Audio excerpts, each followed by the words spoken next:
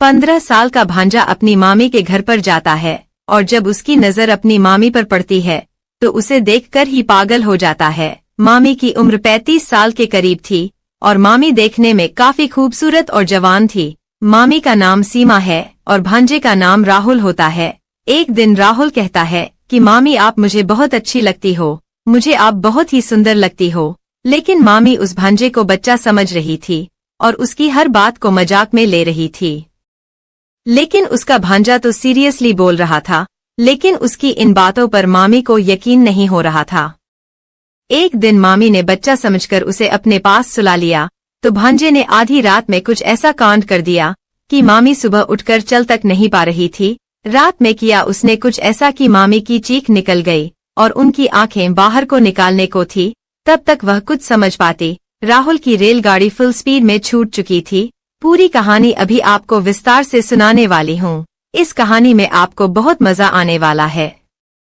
और यदि कोई आपका इस प्रकार का गलत रिश्तेदार है जो आपके घर आकर ऐसी हरकत कर सकता है तो आप उसके बारे में कैसे पहचान सकते हैं, वह भी जानकारी आपको इस वीडियो से मिलने वाली है। इसलिए वीडियो में अंत तक बने रहना। यदि चैनल को अभी तक सब्सक्राइब नहीं किया तो सब्सक्राइब कर लीजिए। वीडियो को एक लाइक करके कमेंट में भी अपना नाम लिख दीजिए। यह सच्ची घटना झारखंड के ऊंचा गांव की है। वहां पर एक छोटा सा कुशल परिवार रहता था। इस परिवार में माता पिता और एक छोटा सा बच्चा रहता था। इस बच्चे का नाम राहुल था। राहुल अभी 15 वर्ष का था और वह अपने घर पर ही रहता था और अपनी पढ़ाई किया करता था। जिस विद्यालय में पढ़ता था वह सिर्फ 7वीं कक्षा तक था और अब वह सोच रहा था कि आगे की पढ़ाई कहाँ करें। राहुल पढ़ने में भी बहुत अच्छा था, हमेशा अपने क्लास में अव्वल आया करता था। उसके मामा का घर पड़ोस के गांव में ही था। तभी उसकी माँ कहती है कि राहुल अपने मामा के घर चला जा और वहाँ के स्कूल में एडमिशन करवा ले और वहाँ रहकर वहीं पर ही अपनी पढ़ाई पूरी कर ले। वहाँ से स्कूल नजदीक ही है और पैदल भी तू जा सकता है। उसके बाद राहुल की माँ उसे उसके मामा के घर छोड़ आती है और अपनी भाभी से कहती है कि भाभी मेरे बेटे राहुल का अच्छे से ख्याल रखना और इसकी देखभाल अच्छे से करना और खाना पीना आदि भी टाइम से देती रहना। दिन में यह स्कूल चला जाया करेगा और छुट्टी होने पर ही घर पर आया करेगा। पढ़ने में काफी तेज है तो मैंने सोचा कि इसको आपके यहाँ छोड़ दूं और यह पढ़ लिख कर कुछ बनना भी चाहता है। इतना कहकर उसकी माँ वहाँ से चली जाती है। और यह जो राहुल था यह बड़ा ही मजाकिया किस्म का लड़का था। यह अपनी बातों से लोगों को थोड़ा बहुत हंसा दिया करता था। फिर यह अपनी मामी से बोला, मामी मैं आपके पास आ गया हूँ और आप मुझे बहुत अच्छी लगती हो और आप मुझे बहुत ज्यादा ही खूबसूरत लगती हो। लेकिन मामी उसकी बातों को मजाक में लेने लगती है। अब राहुल वहाँ पर रहने लगता है। राहुल के जो माँ थे उनका नाम राजेश था। राजेश अपने घर से शहर जाकर मेहनत मजदूरी का काम किया करता था। वह ईंट के भट्टे पर दिहाड़ी मजदूरी का काम किया करता था और राहुल की मामी सीमा वह घर पर ही रहा करती थी। राहुल की मामी सीमा देखने में बहुत ही खूबसूरत थी और उनका कोई बच्चा भी नहीं था। एक दिन राहुल बैठा हुआ पढ़ाई कर रहा था। तभी एकदम से उसके मन में मामी के लिए कुछ आ जाता है और फिर अपनी मामी को अपने पास बुला लेता है। और उसकी मामी जब उसके पास आ जाती है तो वह अपनी मामी से कहता है कि मामी आपको आज तक बच्चा क्यों नहीं हुआ। और वह बोला मेरा कोई भाई या बहन अब तक क्यों नहीं आया, आप ऐसा क्या करती हैं मामा के साथ जो आपके बच्चे नहीं है। फिर उसने कहा मामी मैं आपको बच्चा दे दूंगा। उसकी बात सुनकर उसकी मामी हंसने लगती है और वहाँ से चली जाती है। अब मामी का काम था रोजाना उसका टिफिन बनाना और उसको स्कूल तक छोड़ कर आना। क्योंकि मामी राहुल को बहुत ही ज्यादा मानती थी। इसके पीछे यह कारण यह भी था कि उनका अपना कोई बच्चा नहीं था। वह रोजाना राहुल को स्कूल छोड़ने जाती थी। स्कूल लगभग 1 किलोमीटर दूर था, फिर भी वह पैदल उसे छोड़कर आती थी और फिर छुट्टी के टाइम उसे लेने भी जाती थी। उनका जो पति था वह सुबह काम पर निकल जाता था और शाम को ही घर पर आता था। एक दिन की बात है, उसका पति राजेश दोस्त के यहाँ शादी में जाता है। उसका पति कहता है कि सीमा आज मैं घर पर नहीं आऊंगा, मैं अपने दोस्त के यहाँ शादी में जा रहा हूँ। तुम और राहुल अच्छे से घर पर रहना और खाना खाकर सो जाना। हो सकता है मुझे टाइम लगे, मैं शायद 2 दिन के बाद आऊं क्योंकि मेरे दोस्त के यहाँ आज हल्दी है और कल शादी है। बारात आने पर ही मुझे घर वापस आने को मिलेगा। तुम लोग घर पर अच्छे से रहना और खाना पीना समय से खाते रहना। इतना कहकर राजेश घर से निकल गया। जब उसका पति घर पर नहीं होता है तो सीमा अपने भांजे राहुल से कहती है कि राहुल, आज तुम अकेले मत सोना, आज तुम मेरे पास सो जाना, नहीं तो तुम डर जाओगे। तुम्हारे मामा आज घर पर नहीं आएंगे, वह एक शादी में गए हुए हैं। यह सुनकर राहुल कहता है कि ठीक है मामी, मैं अभी पढ़ाई कर रहा हूँ और जब पढ़ाई खत्म हो जाएगी तो आपके पास आकर सो जाऊंगा। उसके कुछ देर बाद तक राहुल पढ़ाई लिखाई करता है। उसके बाद मामी के पास सोने के लिए पहुंच जाता है और अंदर से दरवाजा लगा देता है, क्योंकि मामी पहले से ही उस कमरे में सो रही थी और मामी का जो आंचल था वह उनके ऊपर से हटा हुआ था और थोड़ा थोड़ा मामी का बदन दिख रहा था। जब राहुल मामी को इस स्थिति में सोते हुए देखता है तो उसके मन में कुछ गलत विचार आ जाते हैं। उसके बाद वह अपनी मामी के पास लेट जाता है और फिर वह अपनी मामी के शरीर पर हाथ फेरने लगता है। जब वह ऐसी हरकत करता है तो उसकी मामी की आंख खुल जाती है। तभी उसकी मामी कहने लगती है कि राहुल, यह क्या कर रहे हो? तभी राहुल कहता है कि मामी, आपके नजदीक आकर मुझे काफी अच्छा लग रहा है।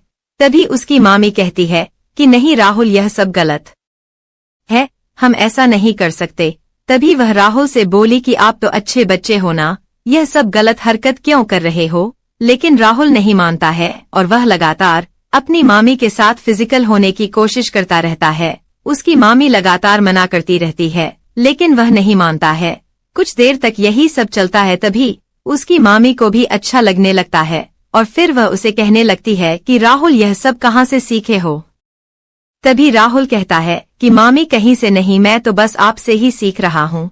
उसके बाद दोनों की इच्छाएं बढ़ने लगती है। फिर राहुल कहता है कि मामी, अब सब्र नहीं हो रहा है और वह मामी को निर्वस्त्र कर देता है और फिर उनके साथ फिजिकल रिलेशन बनाने लगता है। मामी भी इसका भरपूर सहयोग करने लगती है और फिर इन दोनों लोगों के बीच पूरी रात फिजिकल रिलेशन बनते हैं।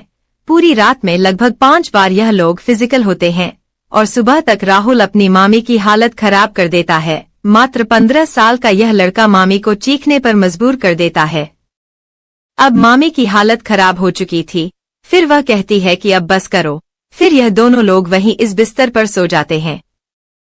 अगले दिन जब सुबह होती है और मामी जब उठती है तो चल नहीं पाती है। उसको चलने फिरने में बहुत ज्यादा तकलीफ हो रही थी और वह मन ही मन सोच रही थी कि इतनी कम उम्र का लड़का इतना कुछ कर देगा। उसको यह उम्मीद भी नहीं थी, लेकिन मन ही मन उसको काफी खुशी भी हो रही थी। फिर वह राहुल को जगाने के लिए जाती है और राहुल जब उठता है तो अपनी मामी को देखकर मुस्कुराने लगता है और मामी भी मुस्कुराने लगती है और अब दोनों में नजदीकियां बढ़ने शुरू हो जाती हैं। अब दूसरे दिन भी उसका मामा घर नहीं आता है और आज राहुल स्कूल पढ़ाई करने नहीं जाता है। वह अपनी मामी से कहता है कि मामी, आज मेरा स्कूल जाने का मन नहीं है। तभी उसकी मामी कहती है ठीक है मत जाओ, लेकिन मैं जानती हूँ कि तुम्हारा मन क्यों नहीं कर रहा है स्कूल जाने का। फिर वह कहता है कि नहीं मामी, आज मैं घर पर बैठकर ही पढ़ाई करूंगा। चाय नाश्ता करने के बाद वह अपने कमरे में जाता है और मामी से कहता है कि मामी, मैं पढ़ाई करने जा रहा हूँ, अगर आप मुझसे मिलना चाहो तो मेरे पास आ जाना। कुछ देर राहुल पढ़ाई करता रहता है और फिर उसकी मामी सीमा उसके पास पहुंच जाती है। रूम में जाने के बाद दोनों लोग लेट जाते हैं और एक दूसरे के साथ रोमांटिक मूड में बातें करने लगते हैं। उसके बाद दोनों लोग फिर निर्वस्त्र हो जाते हैं और वहीं इस कमरे में फिजिकल होने लगते हैं। राहुल की उम्र काफी कम थी और जब वह अपनी उम्र से बड़ी मामी के साथ फिजिकल रिलेशन बना रहा था तो उसको वह चरम सुख की प्राप्ति हो रही थी जो उसने पहले कभी अनुभव भी नहीं किया था। और इधर उसकी मामी भी उस लड़के के साथ इतना आनंदित महसूस कर रही थी जो उसको उसके पति से कभी महसूस ही नहीं हुआ था और अब उसे यह सब बहुत अच्छा लगने लगा था और फिर वह राहुल का भरपूर साथ देने लगती है। अब दोनों लोग जमकर फिजिकल रिलेशन बनाते हैं और जब थक जाते हैं तो दोनों लेट जाते हैं। अब यही सिलसिला लगातार काफी दिनों तक चलता रहता है। मामा दिन में काम पर चला जाता था और राहुल दिन में स्कूल नहीं जाता था, क्योंकि रात को मामा घर आ जाते थे तो राहुल और उसकी मामी का मिलना नहीं हो पाता था। इसलिए अब राहुल स्कूल नहीं जाता था और दिन भर अपनी मामी के साथ फिजिकल रिलेशनशिप बनाया करता था। इधर राहुल के मामा राजेश को ऐसा लगता था कि मेरा भांजा राहुल स्कूल चला जाता है लेकिन उसको पता ही नहीं था कि उसके पीठ पीछे घर में क्या कार्यक्रम चल रहा है, क्योंकि वह तो उसे एक छोटा बच्चा समझकर अपने घर में रखे हुए था। एक दिन सीमा की थोड़ी तबीयत खराब थी, तो उसका पति राजेश उसे एक डॉक्टर के पास लेकर जाता है। तो डॉक्टर उसे बताता है कि आपके जरिए से बच्चा नहीं हो सकता है, क्योंकि आपके अंदर ही कमी है। उसके बाद राजेश मायूस हो जाता है और दोनों पति पत्नी घर पर पहुंच जाते हैं। और इधर राहुल अपनी मामी के साथ अनेकों बार फिजिकल रिलेशनशिप बनाना शुरू कर देता है, और जैसे ही मौका मिलता वह चौका मार दिया करता था। किचन हो या बेडरूम, वह कहीं भी नहीं चुकता था, और उसकी मामी भी उसके इशारा करते ही पीछे का दरवाजा खोल देती थी। जब राहुल का यह कार्य लगातार चलता रहता है, तो एक दिन सीमा प्रेग्नेंट हो जाती है, और जब लगभग 6 महीने का समय गुजर जाता है, तो उसका पेट बाहर निकलने लगता है। तब उसके पति को इस बात का पता चलता है, तो उसका पति हैरान हो जाता है, और वह अपनी पत्नी सीमा से कहता है कि मुझे तो डॉक्टर ने बताया था कि तुम्हारा कोई बच्चा नहीं हो सकता, तो फिर यह सब कैसे हो गया। अब उसके पति को थोड़ा थोड़ा शक होने लगता है। फिर राजेश अपनी पत्नी सीमा से कहता है कि कल तैयार हो जाना, कल हमें हॉस्पिटल चलना है। सीमा को यह नहीं पता था कि राजेश उसे किस बात के लिए अस्पताल लेकर जा रहा है। राजेश सीमा को अस्पताल लेकर पहुंच जाता है, और वहां पर जब दोनों की जांच होती है, तो पता चलता है कि यह बच्चा राजेश का है ही नहीं, बल्कि किसी और का है। यह सुनकर राजेश हैरान हो जाता है, और फिर सीमा से कहता है कि बता यह बच्चा किसका है। पत्नी से इतना बड़ा धोखा खाकर उसके पैरों तले जमीन खिसक जाती है, क्योंकि वह अपनी पत्नी पर बहुत भरोसा करता था, लेकिन पीठ पीछे उसकी पत्नी ने ही उसके साथ इतना बड़ा धोखा कर दिया था। और फिर वह गुस्से से पूछता है कि बताओ यह बच्चा किसका है। सीमा पहले तो कुछ नहीं बताती है, लेकिन जब राजेश उसे बहुत ज्यादा मारने पीटने लगता है, तो सीमा सब कुछ सच सच बता देती है, और वह कहती है कि यह बच्चा आपके भांजे राहुल का है, वही मेरे साथ फिजिकल रिलेशन बनाते हैं, उसने ही यह सब किया है। इतना सुनकर उसे यह समझ में नहीं आ रहा था कि जो काम मैं नहीं कर सका वह इतना छोटा बच्चा कैसे कर सकता है। फिर राजेश अपनी बहन को फोन करके बुलाता है और सारी बातें उसको बता देता है। अब राहुल की माँ वह कहती है कि जो हो गया उसको बदल नहीं सकते, गलती हो गई है, इसमें कोई अनजान तो है नहीं, दोनों ही अपनी मर्जी से इस गलती को अंजाम दे चुके हैं। लेकिन उसका भाई राजेश कहता है कि अब मैं इसे नहीं अपना सकता, तुम ही इसे अपने घर ले जाओ। उसके बाद राहुल कहता है कि मैं मामी को नहीं छोड़ सकता, और अब मैं ही इन्हें अपने साथ रख लूंगा, मैं उनके बगैर नहीं रह सकता। और सीमा भी यही कहती है कि मैं राहुल के बगैर नहीं रह सकती। फिर राहुल की माँ इन दोनों की जिद के आगे हार जाती है और उन्हें अपने घर लेकर आ जाती है।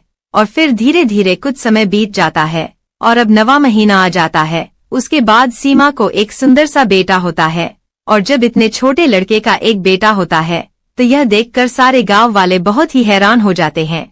और इधर उसका पति राजेश अपने घर में अकेला पड़ जाता है। घर उसको काट खाने को दौड़ता है, अपने घर पर अकेला रहता है, और उधर उसकी पत्नी अपने बच्चों के साथ खुश रहती है। इस कहानी को सुनकर आपको कैसा लगा, इसमें किसकी गलती लगी, अपनी राय कमेंट में जरूर दीजिएगा। मैं आपके जवाब की प्रतीक्षा करूंगी। आपकी राय पढ़कर मुझे बहुत अच्छा लगता है। दोस्तों, इस कहानी को सुनाने का उद्देश्य किसी के दिल को ठेस पहुंचाना नहीं है, किसी की भावनाओं को ठेस पहुंचाना नहीं है, किसी भी प्रकार की अनैतिकता या अश्लीलता को बढ़ावा देना नहीं है।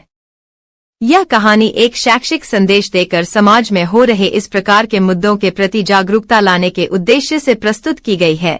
इस कहानी के माध्यम से हम एक शैक्षिक संदेश देकर इस प्रकार की घटनाओं के बारे में जागरूकता फैलाना चाहते हैं, और आशा करते हैं कि सभी लोग अपने अपने घरों में सावधान रहें, सतर्क रहें और सुरक्षित रहें। मिलते हैं किसी और इसी प्रकार की कहानी में। कहानी अगर आपको पसंद आई तो अपने दोस्तों और रिश्तेदारों को ही भेज दीजिएगा। जय हिंद, जय भारत। नमस्ते दोस्तों, आज की इस कहानी में आपका स्वागत है। मैंने कभी सोचा भी नहीं था कि स्कूल से घर लौटने पर मुझे ऐसा नजारा देखने को मिलेगा। मुझे लगा था कि घर पर सिर्फ मैं अकेला ही रहूंगा, लेकिन जो मैंने अपनी सौतेली माँ के कमरे के थोड़े खुले दरवाजे के पीछे जो देखा, उसने मुझे हैरान कर दिया। वो पल इतना अंतरंग और नियंत्रण से बाहर था कि मेरी पूरी दुनिया एक पल में बदल गई। इसके बाद जो हुआ उसने हमारे बीच सब कुछ बदल दिया, कुछ ऐसा जो हम दोनों कभी नहीं भुला सकते। तो दोस्तों, साथ बने रहिएगा, क्योंकि मैं आपको बताऊंगा कि यह सब कैसे एक ऐसी रात में तब्दील हो गया जिसे मैं कभी नहीं भूलूंगा। मैं अभी अभी स्कूल से घर आया था। दिन भर की थकान मुझे ऐसे महसूस हो रही थी जैसे मेरा भारी बैग मेरे कंधों पर लदा हो। घर में अजीब सी खामोशी थी, बस फ्रिज की हल्की सी आवाज गूंज रही थी। देर दोपहर की सुनहरी धूप फर्श पर लंबी किरणें बिखेर रही थी और सब कुछ शांत सुकून भरा लग रहा था। ऐसा लग रहा था कि जैसे मैं बिल्कुल अकेला हूं। फिर मैंने अपना बैग सोफे पर फेंक दिया, ये सोचते हुए कि पहले कुछ खाऊंगा और फिर थोड़ी देर आराम करूंगा, इससे पहले कि कोई और घर आता। जैसे ही मैं रसोई की ओर बढ़ा, एक आवाज ने मेरा ध्यान खींच लिया। एक धीमी आवाज, लेकिन साफ सुनाई दे रही थी। फिर मैं एक पल के लिए रुक गया, समझ नहीं पा रहा था कि मैं क्या सुन रहा हूँ। वो आवाज धीमी थी, जैसे कोई हल्की सी गुनगुनाहट या फुसफुसाहट, लेकिन उसमें कुछ अलग था, कुछ अंतरंग, प्रभावित करने वाला। फिर मैंने और ध्यान से सुना, यह जानने की कोशिश करते हुए कि यह आवाज कहाँ से आ रही थी। वो आवाज बहुत तेज नहीं थी, लेकिन उसमें कुछ ऐसा था जिसने मुझे बेचैन कर दिया। धीरे धीरे संभलते हुए मैंने हॉल में कदम रखा। मेरे पैर फर्श पर कोई आवाज नहीं कर रहे थे। जैसे मैं आवाज की दिशा के पास पहुंचा, तब मेरी सौतेली माँ के कमरे का दरवाजा थोड़ा खुला हुआ था। बस इतना खुला था कि मुझे बिस्तर का किनारा और उससे आगे का एक हिस्सा दिखाई दे रहा था। मुझे नहीं देखना चाहिए था, ये मुझे पता था कि नहीं देखना चाहिए था, लेकिन कुछ मुझे उस दरवाजे की ओर खींचे जा रहा था। मेरी जानने की इच्छा मुझे मजबूर कर रही थी। फिर मैं थोड़ा और झुककर दरवाजे के उस छोटे से दरार से झांका। तभी मैंने देखा कि मेरी सौतेली माँ बिस्तर पर लेटी हुई थी। उसकी पीठ थोड़ी मुड़ी हुई थी, उसकी आंखें बंद थीं और वो पूरी तरह से आनंद में डूबी हुई थी। एक पल के लिए मैं हिल भी नहीं पाया। मैं वहीं खड़ा रहा, मेरी सांसें रुक सी गईं, जैसे मैं जो देख रहा था उसे समझने की कोशिश कर रहा था। वो खुद को छू रही थी, उसकी उंगलियां धीरे धीरे और बिना रुके एक लय से हिल रही थीं और उसकी धीमी धीमी कराहें उसके होंठों से निकल रही थीं। यह दृश्य मेरे भीतर के गहराई तक उतर गया, कुछ ऐसा जो मैंने पहले कभी महसूस नहीं किया था। अब अचानक से देख मेरी धड़कन तेज हो गई। मेरा दिल जोर जोर से धड़कने लगा और मेरे शरीर में गर्मी की एक लहर दौड़ गई।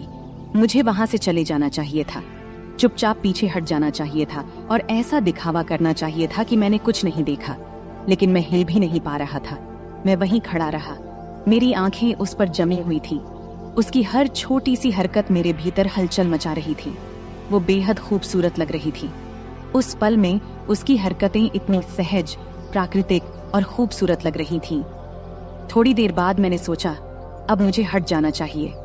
तब जैसे ही मैं पीछे हटने वाला था, उसने अपनी आंखें खोल दी। एक पल के लिए मुझे लगा कि मैं पकड़ा गया हूँ, लेकिन उसने कोई प्रतिक्रिया नहीं दी। उसने बस मुझे देखा।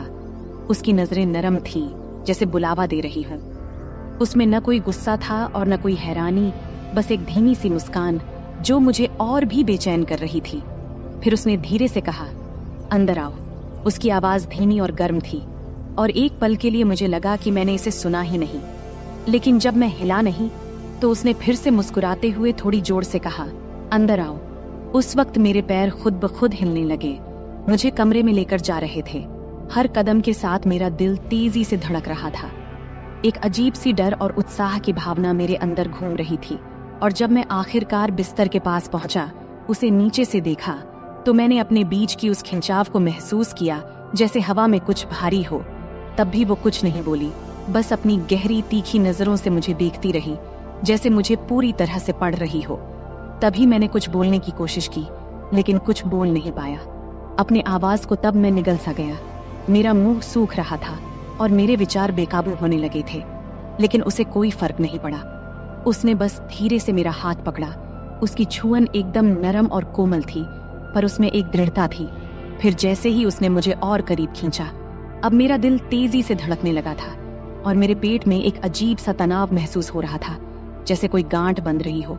लेकिन इसके साथ ही कुछ और भी था, कुछ ऐसा जो उत्तेजना जैसा लग रहा था, उम्मीद भरा। जब मैं उसके बिस्तर के किनारे बैठा तो उसने मेरा हाथ नहीं छोड़ा, बल्कि उसने धीरे धीरे उसे अपने शरीर पर नीचे की ओर खींचा, अपने नाजुक कूल्हे के घुमाव पर। तब उसकी त्वचा की गर्मी मेरी उंगलियों के जरिए महसूस हो रही थी। जैसे ही मैंने उसके हाथ को अपने हाथ पर महसूस किया, जो मुझे धीरे धीरे और जानबूझकर निर्देशित लग रहा था, उस वक्त मेरी सांसें थम गई थीं। उसकी त्वचा के नीचे उसकी धड़कन, उसकी संतरे का धीरे धीरे उठना और गिरना, सब मैं महसूस कर रहा था। तब उसने धीरे से कहा, डर मत। उसकी आवाज इतनी धीमी थी कि सुनाई नहीं दे रही थी, लेकिन उसमें एक तरह की कोमलता थी जो मेरे दिल को चुभ गई। बस आराम से रहो। फिर मैंने सिर हिलाया। हालांकि मुझे यकीन नहीं था कि मैं अधिक घबराया हुआ था या उत्साहित था। उसकी उंगलियां मेरी उंगलियों में लिपटी हुई थी, मुझे निर्देशित कर रही थी, जैसे हम दोनों एक साथ तालमेल में थे। हर स्पर्श से मेरे शरीर में बिजली की तरह झटका लगता और मैं महसूस कर रहा था कि हमारे बीच का जुड़ाव हर गुजरते पल के साथ और गहरा होता जा रहा था। ये केवल शारीरिक नहीं था, ये कुछ और था, कुछ अंतरंग जो एकदम रियल था। वो पल खींचते चले गए, बाहरी दुनिया फीकी पड़ती गई और बस हम दोनों इस कमरे में रह गए। कुछ ऐसा दे ले रहे थे जो मना था, लेकिन फिर भी सही लग रहा था। समय धीमा हो गया था, हर सांस, हर स्पर्श एक युग की तरह लग रहा था। जैसे जैसे हमारे बीच की बेचैनी चरम पर पहुंचने लगी, उसने मुझे और करीब खींच लिया। उसका शरीर मेरे शरीर से सट गया। तब मैं उसकी त्वचा की गर्मी, उसकी सांसों की गर्मी अपने गले पर महसूस कर रहा था। उसके होंठ हल्के से मेरे कान के पास से गुजरे और उसने फिर से धीरे से फुसफुसाया। उसकी आवाज नरम और हल्की थी। यहीं रहो, उसने धीरे से कहा। उसकी आवाज में एक शांत आग्रह था जिसने मेरा दिल धड़कना बंद कर दिया। मत जाओ। यह सब सुन मैं चाहकर भी नहीं जा सकता था। हमारे बीच का खिंचाव बहुत गहरा था, जुड़ाव बहुत मजबूत था। हम इस पल में बंध गए थे और बाकी सब कुछ साधारण से परे था। मैं धीरे से उसकी ओर झुका। मेरे होंठ उसके होंठों से कुछ इंच की दूरी पर थे। उसकी सांसों की गर्मी मेरी त्वचा पर महसूस हो रही थी। समय जैसे रुक सा गया था, दुनिया ने जैसे अपनी सांस रोक रखी हो, क्योंकि हम दोनों एक ऐसी चीज के किनारे पर थे जिसे हम दोनों नकार नहीं सकते थे। हमारे बीच की हवा उम्मीद से भारी थी और उस खिंचाव ने मेरी पूरे शरीर में सिहरन पैदा कर दी थी। फिर जब मुझे लगा कि अब यह पल टूट जाएगा, तभी उसने मेरी ओर झुककर अपने होंठ मेरे होंठों से हल्के से छुआ दिया। उस हल्के से स्पर्श ने मेरे अंदर फिर से गर्मी की लहर दौड़ा दी। शुरुआत में यह हल्का था, जैसे हम दोनों इसे महसूस कर रहे हों, लेकिन फिर यह गहरा हो गया। उसके होंठ मेरे होंठों पर और मजबूती से दबे। उसका हाथ अभी भी मेरा मार्गदर्शन कर रहा था, मुझे दिखा रहा था कि वह क्या चाहती थी और हम दोनों क्या चाहते थे। वह चुंबन धीमा, कोमल था। उसमें एक ऐसी चाहत थी जो केवल हम ही समझ सकते थे। ऐसा लग रहा था जैसे हम दोनों ने जो कुछ भी दबा रखा था, वह उसी पल में बह रहा हो। हर स्पर्श, हर सांस, हर धड़कन एक साथ टूटते जा रहे थे, जैसे हम आखिरकार उस बेचैनी के सामने झुक गए थे जो हम दोनों के बीच बन रही थी।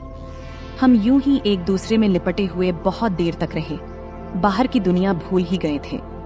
मैं महसूस कर सकता था कि उसका शरीर हल्का सा कांप भी रहा था और उसकी धीमी सांसों की आवाज हमारे बीच की हवा में गूंज रही थी। आखिरकार वह थोड़ा पीछे हटी। तब उसका माथा मेरे माथे से टकरा रहा था। उसकी आंखें आधे बंद थीं, आधे खुली थीं, जैसे वह अपनी सांसें संभाल रही हो। तब मैंने उसके होंठों पर एक हल्की सी मुस्कान देखा, जिसमें एक तरह की संतुष्टि थी जिसने मेरे दिल को खुशी से भर दिया था। तुम ठीक हो? उसने धीरे से पूछा। उसकी आवाज मुश्किल से सुनाई दे रही थी, लेकिन उसमें एक ऐसी कोमलता थी जिसने मुझे सुरक्षित और अपनापन महसूस कराया। मैंने हाँ सिर हिलाया, क्योंकि शब्द मेरे मुंह से नहीं निकल रहे थे। वह फिर से मुस्कुराई। उसकी उंगलियां मेरे बालों के बीच हल्के से गुजरते हुए उसने एक बार फिर मेरी ओर झुककर मेरे गाल पर हल्के से अपने होंठ छुआ दिए और फिर पूरी तरह से पीछे हट गई। कमरे में अब एक गर्म, शांत माहौल था। जो तनाव पहले था, वह अब एक कोमल, चमकदार संतुष्टि में बदल गया था। हम दोनों ने काफी देर तक कुछ नहीं कहा, बस यूं ही बैठे रहे। हमारी सांसें धीरे धीरे सामान्य हो रही थीं। हमारे बीच की गर्मी अब कुछ और नरम, अधिक अंतरंग हो गई थी। फिर उसने अपना सिर मेरे कंधे पर रख दिया और मैंने अपना हाथ उसके चारों ओर लपेट लिया और उसे करीब खींच लिया, जैसे हम इस धीमी ढलती रोशनी में बैठे थे। घर की हल्की फुल्की आवाजें हमें घेर रही थीं। जो कुछ भी हमारे बीच था, वह नया, नाजुक और पूरी तरह से अचानक ही हुआ था। लेकिन उस पल में इन सब का कोई मतलब नहीं था।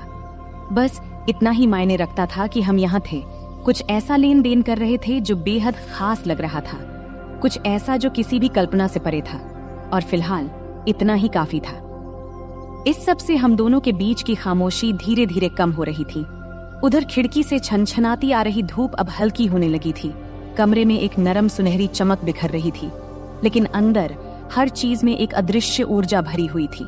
जो कुछ भी अभी हुआ था उसकी गहराई वातावरण में बनी हुई थी, और भले ही हम दोनों में से कोई कुछ बोल नहीं रहा था, लेकिन ऐसा लग रहा था मानो हम दोनों किसी ऐसे पल का इंतजार कर रहे थे जो अभी तक पूरी तरह से वह हुआ ही नहीं हो। मैं महसूस कर सकता था कि उसका शरीर मेरे मुकाबले थोड़ा आराम करने लगा था, लेकिन जिस तरह से वह मुझसे और करीब आ रही थी, उसका हाथ धीरे धीरे मेरे सीने पर टिका हुआ था। ये साफ था कि हमारे बीच जो भी शुरू हुआ था वह अभी खत्म नहीं हुआ था। मेरा दिल अभी भी तेजी से धड़क रहा था। एक अजीब सी उत्तेजना और घबराहट मेरे भीतर दौड़ रही थी। उसकी उपस्थिति का हर हिस्सा मेरी चेतना पर हावी था। उसकी धीमी सांसें, उसकी त्वचा की गर्मी जो मेरी त्वचा के संपर्क में थी, और उसके परफ्यूम की हल्की खुशबू जो अभी भी हवा में बसी हुई थी। तभी उसने हल्के से अपना सिर घुमाया, तब उसके होंठ मेरे गले के पास हल्के से छू गए, जिससे मेरे शरीर में सनसनी दौड़ गई। वह स्पर्श हल्का था, मानो मैं वहां था ही नहीं, लेकिन उसने मेरे भीतर कुछ जगह सा दिया, एक धीमी जलती हुई चाहत। मैंने कुछ पल के लिए अपनी आंखें बंद कियां, फिर उस एहसास को अपने भीतर समाने दिया। फिर मैंने उसकी ओर देखा, तब उसकी आंखें मेरी आंखों से मिलीं, और इस बार उसकी निगाह में कुछ अलग था, कुछ गहरा, अधिक तीव्र। पहले की नरमी अभी भी वहां थी, लेकिन उसके नीचे एक भूख छिपी हुई थी जो मेरी ही तरह महसूस हो रही थी। उसने एक शब्द भी नहीं कहा, लेकिन जिस तरह से उसकी उंगलियां मेरी शरीर पर हल्के हल्के घेरे बना रही थीं, उसने मुझे सब कुछ बता दिया। फिर मैंने आगे बढ़कर उसके होंठों को फिर से छुआ, लेकिन इस बार कोई हिचकिचाहट नहीं थी, कोई सीमाओं को परखने की कोशिश नहीं थी। यह चुंबन गहरा था, अधिक तीव्र, मानो वह चाहत जो हम दोनों ने अब तक रोकी हुई थी आखिरकार बाहर निकल आई थी। उसकी उंगलियां भी मेरे सीने पर सरकने लगीं। फिर उसकी उंगलियां मेरी शर्ट के कपड़े में कस गईं, जैसे वह मुझे और करीब खींच रही हो, और मैं महसूस कर सकता था कि उसका शरीर मेरे खिलाफ प्रतिक्रिया दे रहा था। उसकी हल्की सी मोहकता मेरे होश उड़ा रही थी। ये पल जितना रोक रहा था, उतना ही अधिक नशा भी चढ़ा रहा था। यह बात अलग थी कि वह मेरी सौतेली माँ थी, लेकिन जो हमेशा मेरी पहुंच से बाहर थी, अब वही हमारे बीच के संबंध को और भी खतरनाक बना रही थी, और मैं भी खुद को उसको चाहने से रोक नहीं पा रहा था। जब उसके हाथ मेरे गले के पीछे सरक गए, तब वह मुझे और नीचे खींचते हुए, जब वह बिस्तर पर अपनी स्थिति बदल रही थी, तब उसका शरीर तकियों पर आराम से लेट गया और वह मुझे अपनी ओर खींच रही थी। मैं उस खिंचाव का पीछा करता रहा, जो अब बहुत मजबूत हो चुका था, और जल्द ही मैं उसके ऊपर खुद को झुका हुआ पाया। अपने हाथों से खुद को संभालते हुए उसे देखता रहा। मेरी सांसें हल्की और तेज हो रही थीं। उसकी ऑरेंज भी तेजी से ऊपर नीचे हो रही थीं, लेकिन उसकी आंखें मेरी आंखों में ही टिकी हुई थीं, और उस पल में हमारे बीच की गर्माहट को महसूस किया जा सकता था। फिर उसने अपना हाथ ऊपर उठाया, हल्के से मेरे बॉडी की रेखा को छुआ, फिर उसने मुझे नीचे खींचा। तब हमारे होंठ एक और गर्मजोशी भरे चुंबन से मिल गए। इस बार उसके हाथ आजाद घूम रहे थे, मेरी पीठ, मेरे कंधे, हर जगह का पता लगाते हुए मुझे और करीब खींच रहे थे, जब तक कि हमारे बीच अब कोई दूरी नहीं बची थी। उसके शरीर की गर्मी मुझे जला रही थी, और मैं उसके दिल की धड़कन महसूस कर सकता था, जो मेरी ही तरह तेजी से धड़क रही थी, जो मेरे लिए धड़क रही थी। तब मैंने अपना हाथ उसकी कमर पर नीचे की ओर सरकाया, उसकी त्वचा की नरमाहट को अपनी उंगलियों के नीचे महसूस किया, और जब मैंने उसकी शर्ट के किनारे पर पहुंचकर थोड़ी देर के लिए रुका, यह सोचकर कि कहीं मैं कोई सीमा पार तो नहीं कर रहा हूं, लेकिन उसने खुद को तब भी नहीं रोका, बल्कि उसने हल्का सा अपनी पीठ को मोड़ा, स्पर्श को और उत्साहित करते हुए। उसका शरीर मेरे शरीर की ओर प्रतिक्रिया दे रहा था, जिससे उसका कोई संदेह नहीं रहा था कि वह क्या चाहती थी। जब मेरी उंगलियां कपड़े के नीचे सरक गईं, और जब मैंने उसकी त्वचा की गर्माहट पर हाथ रखा, तो मैंने उसकी हल्की सी आहट सुनी, एक आवाज जिसने मेरे भीतर एक नई गर्माहट भर दी। तब उसके हाथ मेरे बालों में उलझ गए, मुझे और करीब खींचते हुए उसने चुंबन को और गहरा किया। उसके होंठ थोड़े खुले थे, मुझे अंदर बुलाने के लिए। उसकी स्वाद मादक थी, और मैं उसके शरीर में बसी हुई तानव को देख सकता था। जिस तरह से वह मेरे नीचे हिल रही थी, उसके हर स्पर्श में एक ऐसी तीव्रता थी कि अब और कुछ सोचना असंभव हो गया था। हम अब एक दूसरे में पूरी तरह खो चुके थे। हमारे बीच की हर दीवार गिर रही थी, जैसे हम उस चाहत को पूरा कर रहे थे जो आग इतने समय से सतह के नीचे सुलग रही थी। अब वापसी का कोई रास्ता नहीं था। इस एहसास का भार वातावरण में था, लेकिन हम में से किसी ने इसकी परवाह नहीं किया। केवल यह पल, ये जुड़ाव और ये अटूट खिंचाव जो हमें एक दूसरे की ओर खींच रहा था, यही अब मायने रखता था। उसके हाथ हर जगह थे, मेरे कंधों, बाजुओं और सीने की रेखाओं को महसूस कर रहे थे, मानो वह मुझसे भर नहीं पा रही थी। और मैं भी वैसा ही महसूस कर रहा था। जितना मैं उसे छूता, उतना ही मैं उसे और चाहता, और इस सब की तीव्रता लगभग असहनीय हो रही थी। ऐसा लग रहा था जैसे हम बहुत समय से खुद को रोक रहे थे, और अब जब दरवाजे खुल गए थे तो हमें बहा ले जाने वाली इस बाढ़ को रोकने का कोई तरीका नहीं था। उसने मेरे होंठों पर हल्की सी आह भरी, उसकी उंगलियां मेरे बालों में कस गईं और उसने अपना शरीर मेरे खिलाफ दबाया। और फिर उसकी उस आहट से मेरे भीतर एक नई चाहत की लहर दौड़ गई। मैं भी उससे भर नहीं पा रहा था। उसकी महक, उसका स्वाद और उसके शरीर का एहसास मेरे नीचे था। मेरे शरीर का हर हिस्सा जल रहा था, और मैं जानता था कि अब कोई वापसी नहीं थी। अब इस पल के बाद तो बिल्कुल नहीं। फिर मैंने पल भर के लिए खुद को पीछे खींचा, उसकी आंखों में देखा, जैसे मुझे यह सुनिश्चित करना था कि वह अभी भी मेरे साथ है या नहीं। तब मैंने उसकी आंखों में देखा, वह मुझे उतना ही चाहती है जितना कि मैं चाहता था। लेकिन उसकी आंखों में जो दिखा, उसने मुझे सब कुछ बता दिया। वहां कोई झिझक नहीं थी, कोई दूसरा विचार नहीं था। बस वही जलती हुई भूख जो शुरुआत से ही थी, मुझे आगे बढ़ने के लिए प्रेरित कर रही थी। बिना कुछ कहे उसने फिर से मेरा हाथ थामा। उसकी उंगलियां मेरी शर्ट के सामने कस गईं। फिर मुझे अपने पास खींच लिया। उसकी हल्की सी जल्दबाजी, और जब हमारे होंठ फिर से मिले तो मैंने खुद को पूरी तरह से इस पल में खो दिया। हर संदेह, हर डर को छोड़ते हुए और उस चाहत को पूरा करते हुए जो हमारे बीच तब से बन रही थी जब से मैं उस कमरे में आया था। हमारे बीच की तनातनी बिजली की तरह थी। हर स्पर्श, हर चुंबन हमें उस सीमा के और करीब धकेल रहे थे। उसका शरीर मेरे नीचे हिल रहा था, उसके हाथ मेरी त्वचा पर घूम रहे थे जैसे वह मुझसे भर नहीं पा रही थी, और उसकी सांसों की आवाज कमरे में गूंज रही थी, मुझे और भी ज्यादा पागल कर रही थी। अब हम पूरी तरह से एक दूसरे में खो गए थे, उस जुनून में उलझे हुए थे जिसने हमें पूरी तरह से अपने कब्जे में ले लिया था, और अब कोई वापसी नहीं थी। तब मैंने उसकी उंगलियों को अपने सीने पर महसूस किया। उसका स्पर्श मेरे शरीर में सनसनी पैदा कर रहा था, जैसे वह मुझे और करीब खींच रही हो। फिर भी उसका शरीर मेरे नीचे तनाव से भरा हुआ था, जैसे और चाहने की गुहार कर रहा हो, और मैंने उसे वह सब दिया। हर स्पर्श, हर चुंबन, हर फुसफुसाए हुए शब्द ने हमें इस पल में और गहरा उतारा। यह पल लगभग असहनीय था। हमारे बीच की तनातनी एक चरम पर पहुंच गई थी, मानो हम किसी गहरे और अधिक तीव्रता की ओर बढ़ रहे हों। लेकिन हम अभी जाने के लिए तैयार नहीं थे। हम वहीं रुके रहे, उस किनारे पर, हर स्पर्श, हर चुंबन का आनंद लेते हुए, जबकि हमारे बीच की गर्मी बढ़ती जा रही थी। यहाँ तक कि ऐसा महसूस हो रहा था कि हम दोनों इस तीव्रता से फट जाएंगे। अब मैं उसे अपने नीचे कांपते हुए महसूस कर सकता था। उसकी सांसें छोटी और टूटी फूटी हो रही थीं, जैसे वह मुझसे चिपकी हुई थी। उसका शरीर मेरे खिलाफ इस तरह दबा हुआ था जिससे मेरा सिर चकरा रहा था, और मैं जानता था कि वह भी वही महसूस कर रही थी, वही असहनीय तनातनी, वही राहत की बेताबी।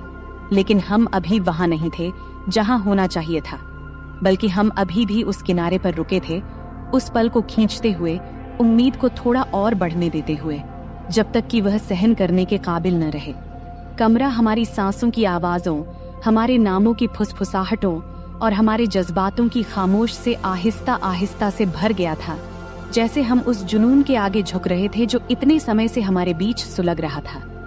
यह पल परफेक्ट था, हमारे बीच का यह जुड़ाव, और जब मैंने उसे अपने करीब खींचा, हमारे शरीर एक साथ एक तालमेल में चल रहे थे, तब मुझे पता था कि इसके बाद कुछ भी वैसा नहीं रहेगा। फिर हमने एक सीमा पार कर ली। अब हम साधारण से बढ़कर कुछ खतरनाक में कदम रखा था, लेकिन मुझे अब किसी चीज की परवाह नहीं थी, क्योंकि उस पल में जब हम कुछ गहरे पल में कदम रख रहे थे, केवल वही मायने रखती थी। उसका स्पर्श, उसका चुंबन, उसके शरीर का एहसास, जैसे हम पूरी तरह से एक दूसरे में खो गए हों। और जब हम आखिरकार खुद को एक दूसरे में जाने देने लगे, चूंकि मुझे पता था कि यह तो बस अभी शुरुआत थी। तो दोस्तों, यह थी हमारी आज की छोटी सी कहानी। आपको यह कहानी कैसी लगी, कमेंट करके जरूर बताएं। अगर आपको यह कहानी पसंद आई हो तो इसे लाइक करें और अपने दोस्तों के साथ शेयर करें। आगे भी ऐसी ही रोमांचक कहानियों के लिए हमारे चैनल को सब्सक्राइब करें और बेल आइकन दबाना न भूलें, ताकि आप हमारी कोई भी कहानी मिस न करें। धन्यवाद। यह कहानी केवल काल्पनिक है। इसका उद्देश्य किसी भी प्रकार की गलतफहमी पैदा करना नहीं है। नमस्ते दोस्तों, आपका स्वागत है हमारी आज की कहानी में।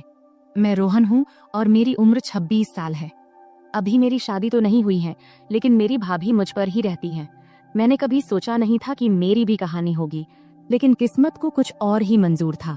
उसने ऐसी कहानी गढ़ दी कि जिसे सुनकर आपके रोंगटे खड़े हो जाएंगे। चलिए दोस्तों, कहानी में आगे बढ़ते हैं। मैं एक मेडिकल की दुकान में काम करता हूँ। घर पर मैं और मेरी भाभी ही रहते हैं। मेरे माता पिता और बड़े भाई कोरोना में गुजर गए। तब से मैं और मेरी भाभी साथ ही रहते हैं। वैसे मेरी एक बहन भी है जो मुंबई में रहती है। उसकी अभी शादी नहीं हुई है। वह छुट्टी में घर आती है। तब खिचड़ी के पर्व का समय था। खिचड़ी का पर्व मतलब घर की लोग गंगा नदी में स्नान करते हैं, सूर्य भगवान की पूजा करते हैं और तिल, गुड़, चूड़ा, दही और खिचड़ी का प्रसाद बांटते हैं। और इन दिनों में खूब मस्ती भी होती थी। तब मेरी भाभी अकेले यह सब नहीं कर पाती, इसीलिए मेरी बहन छुट्टी लेकर घर आ गई थी। मेरी कहानी शुरू होने के 4 दिन पहले मेरे जिगरी दोस्त समीर ने फोन किया। फिर समीर बोला, हेलो रोहन, सुन यार, आज मटन खाने का मन कर रहा है और साथ में थोड़ा दारू भी, बोल चलेगा ना? तब मैंने कहा, हाँ ठीक है। तब शाम को जब काम से छुट्टी मिलने के बाद मैं बार में गया तो समीर पहले ही वहां पहुंच चुका था। फिर हमने दारू की ऑर्डर दिया और बातें करते हुए मैंने ज्यादा दारू पी लिया। समीर ने कहा, यार बस हो गया, अब चल घर चलें। तब मैं थोड़ी ज्यादा पी चुका था, इसलिए उठते समय थोड़ा डगमगा रहा था। तब घर पहुंचकर गाड़ी खड़ी करते समय मुझे स्टैंड नहीं मिल रहा था। जैसे तैसे करके मैं अंदर आया और देखा कि हॉल में नाइट रेड बल्ब जल रहा था, जिससे मुझे सब धुंधला दिख रहा था। तब जैसे ही मैं कमरे की ओर बढ़ा, मैंने देखा कि सोफे के नीचे चटाई पर कोई सो रहा है। फिर पास जाकर मैंने देखा, वह तो मेरी बहन रिया काले गाउन पहने सो रही थी। तब मुझे लगा कि वह मेरी भाभी है।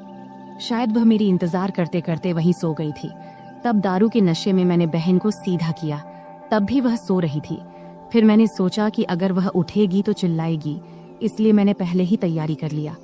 तब उसने थोड़ा हिलकर उठने की कोशिश किया, लेकिन मैं उसे नीचे धकेलता रहा। तब भी मेरी बहन उठने की कोशिश करती रही, लेकिन मेरे जोश के कारण वह उठ नहीं पाई। दोस्तों, तब वह कुछ मिनटों तक वह चुपचाप लेटी रही। जब उसने कोई हरकत नहीं की तो मैं भी शांत हो गया। हमेशा की तरह ज्यादा देर तक नहीं रुका, जल्दी ही उठकर एक तरफ लेट गया और सो गया। फिर सुबह के 4 बजे के करीब जब मुझे पेशाब के लिए उठना पड़ा तो मैं खुद को अस्वस्थ महसूस कर रहा था। तब नशा कुछ कम हो गया था। फिर जल्दी से कपड़े पहना, पेशाब किया और वापस जाके सो गया। फिर सुबह को मेरी भाभी ने मुझे उठाया। तब देर हो चुकी थी, इसलिए मैंने जल्दी जल्दी तैयार होना शुरू किया। तैयार होते समय मेरी बहन रिया मुझे कुछ अजीब नजरों से देख रही थी। फिर मैंने नाश्ता किया और काम पर निकलने लगा। तभी मेरी भाभी ने टिफिन देते हुए पूछा, रात को बेडरूम में क्यों नहीं आई? यह सुनकर मैं हैरान रह गया। तब मैंने कुछ नहीं कहा और काम पर चला गया। रास्ते में जाते समय सोचने लगा कि रात को मैंने कुछ किया था क्या। उस दिन पूरे दिन भर यही ख्याल मेरे दिमाग में चलता रहा। फिर दोपहर को लगभग 2:30 बजे मेरी बहन रिया का फोन आया। रिया बोली, हेलो भैया, कहाँ हो? मैंने जवाब दिया, काम पर हूँ। क्यों? रिया ने कहा, मुझे आपसे मिलना है, मैं वहीं आ रही हूँ। तब आई ने कहा, ठीक है, आ जाओ। फिर थोड़ी देर बाद रिया आई। फिर मैं दुकान के बाहर उससे मिलने गया। तब वह एक कोने में खड़ी थी। फिर मैंने उससे पूछा, क्यों, क्या काम है? रिया ने जवाब दिया, आपको सच में नहीं पता मैं क्यों आई हूँ? तब मैंने कहा, पहले ही मेरा सिर दर्द कर रहा है। तब रिया बोली, भैया किस बात से आपका दर्द हो रहा है? ज्यादा सोने से या कुछ और? तब मैंने जवाब दिया, रात को ज्यादा सोने से। तभी रिया बोली, या फिर कुछ और करने से भैया? तब उसके सवालों से मुझे समझ में आया कि रात को कुछ जरूर हुआ था। उसने आगे कहा, तुम्हें सच में नहीं पता कि रात को क्या हुआ? तब उसकी बातों में गुस्सा नहीं था, लेकिन एक अजीब सा एहसास था। फिर मैंने माफी मांगते हुए कहा, मुझे माफ कर दो, नशे में ऐसा हो गया। फिर मैं उसके पैरों में गिरने लगा, लेकिन उसने मुझे रोक दिया। रिया बोली, अरे क्या कर रहे हो भैया, लोग क्या कहेंगे? मैंने कहा, क्या करूं, मुझसे गलती हो गई। इस पर रिया बोली, रात को जो हुआ वह अब हो चुका है। पहले तो मुझे बहुत बुरा लगा, लेकिन फिर मैंने सोचा मैं भी एक औरत हूँ, मुझे भी वो सब चाहिए। इस पर तुरंत ही मैंने कहा, तुम्हारा क्या मतलब? रिया बोली, देखो भैया, मैं साफ साफ कह रही हूँ, रात को तुम मुझसे नजदीक आए, अब तुम्हें ही मुझे पूरा करना होगा। अब मैंने तुम्हारी भलाई के लिए दवाई भी ली है। मैंने कहा, लेकिन तुम मेरी बहन हो, ऐसा कैसे हो सकता है? रिया बोली, मैंने कई कहानियां पढ़ी हैं जिसमें भाई बहन का ऐसा रिश्ता होता है। मैं तुम्हें रोक नहीं रही हूँ, लेकिन अगर तुम मना करोगे तो मैं बाहर ही चली जाऊंगी। ये सुनकर मैंने कहा, ठीक है, लेकिन घर पर भाभी के रहते ये सब कैसे होगा? रिया बोली, मैंने उसे मायके जाने के लिए तैयार कर लिया है। रात को वह तुमसे पूछेगी तो तुम उसे जाने देना, फिर हम बात करेंगे। इस तरह मेरी भाभी अपने मायके चली गई और मैं सोचता रहा कि अब क्या करूं हमारे रिश्ते में। तब मैंने मोबाइल में बहन के कुछ फोटो देखने लगा। उसमें मुझे सब कुछ दिखा, लेकिन एक दिक्कत थी कि खिचड़ी के 14 दिनों में कैसे और क्या करेंगे। फिर मैंने गूगल पर सर्च किया। वहां मुझे पता चला कि अगर आपने उपवास रखा है तो कुछ नहीं करना चाहिए, लेकिन तब मेरे और बहन के उपवास नहीं थे। इससे हमारा रास्ता साफ हो गया। फिर जब रात को काम से लौटकर घर आया, फिर खाना खाते वक्त बहन ने बात छेड़ दी। वह बोली, सुनो भैया, भाभी कह रही है कि उसे मायके कितने दिन तक रहना है। मैंने पूछा, कितने दिनों के लिए बोली हो? रिया बोली, पूरे 14 दिनों के लिए। इस पर मैंने कहा, ठीक है, भाभी का थोड़ा आराम भी हो जाएगा, इससे भाभी भी खुश हो जाएगी और तुम भी। फिर खाना खत्म होने के बाद बहन ने बर्तन साफ किया और बाकी काम निपटाने लगी। वैसे यह सब काम मेरी भाभी का होता था, लेकिन अब उसके गैर मौजूदगी में यह सारा बहन को करना पड़ रहा था। अब बर्तन धोने के बाद रिया मेरे पास आकर बैठ गई। फिर रिया बोली, नाराज तो नहीं हो ना भैया तुम?